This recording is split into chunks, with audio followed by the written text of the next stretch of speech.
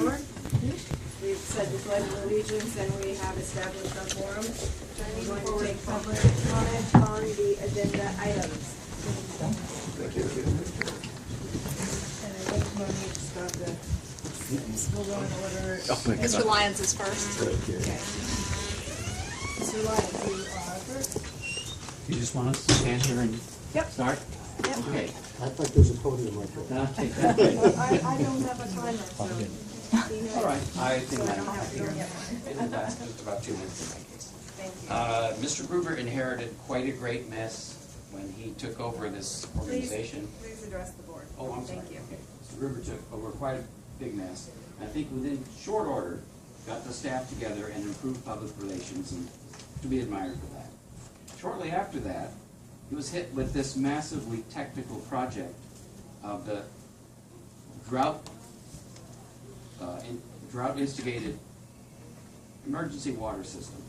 And he had to deal at the same time with the crumbling infrastructure, tight budgets due to the recession, and the need to reduce the staff and lots of other demands on his time. Any notion of the salary debacle that happened last year, I think should be laid directly at the fault of the board and should not be a criticism of Mr. Gruber.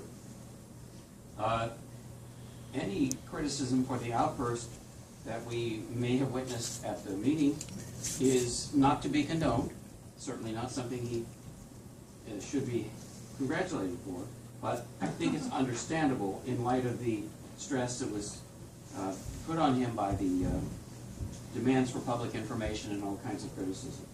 He made a sincere apology both to that public citizen and the Cambrians, all Cambrians.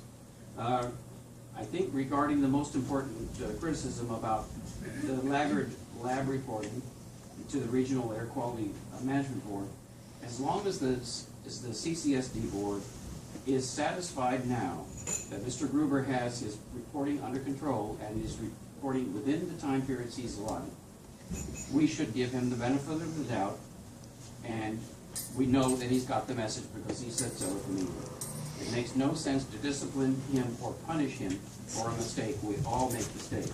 I ask you to examine your own lives and to see what, in your own business career, what kind of mistakes you have made that might have been risking your own career. I think we've all had a few and glad that we survived. And the last thing I would like to say is that any replacement for Mr. Gruber would likely be extremely costly to all of us. He or she would have a long learning curve, and I doubt very much that anybody would really want this job, considering the stresses that they would be under pressure with. Thank you. Thank you, Mr. Lyons. Next up, Lucia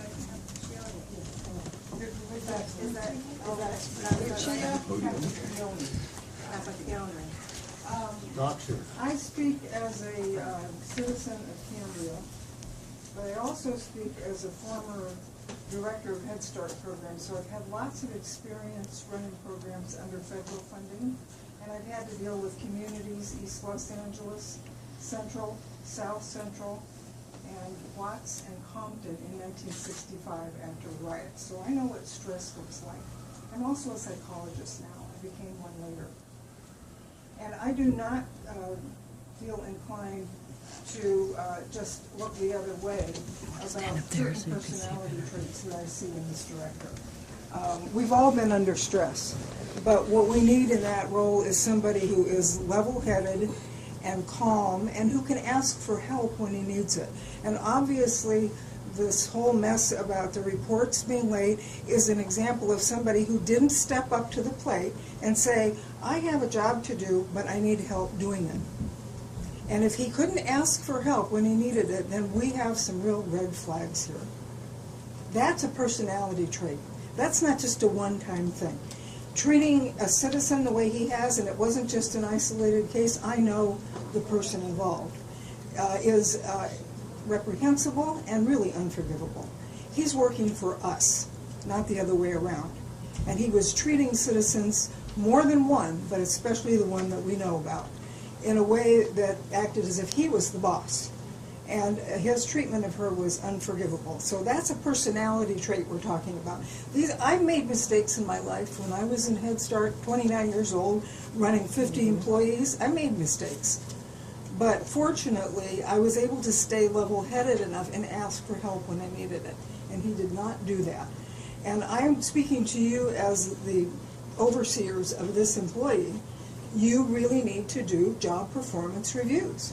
And of course, we know that information was found out that was just kind of cast aside. That's not acceptable at all.